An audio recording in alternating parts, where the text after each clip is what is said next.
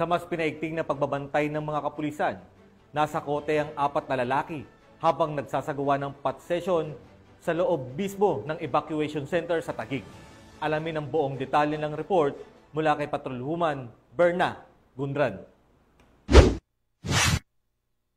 Arestado ang 4 na lalaki na mga tauhan ng Taguig City Police Station bandang alas 7:30 ng gabi sa loob ng evacuation center sa Hagonoy Sports Complex nitong Hulo 23, 2025.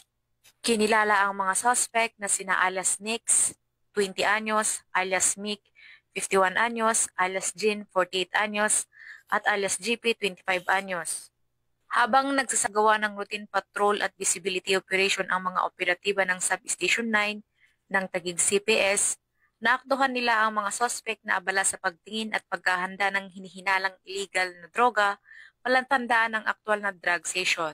Nakumpiska sa mga suspect ang 4 na plastic sachet na hinihinalang shabu na may kabuang bigat na humigit kumulang 3.1 gramo at tinatayang may standard drug price na 21,080 pesos.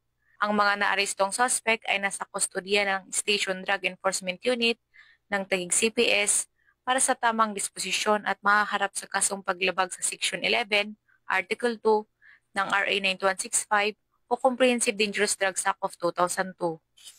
Mula dito sa Camp Bagong Diwa, Bicutan, Taguig City, ako po ang inyong PNN correspondent, Patrolwoman Berna Gundran, alagad ng batas, tagataguyod ng Balitang Pulis.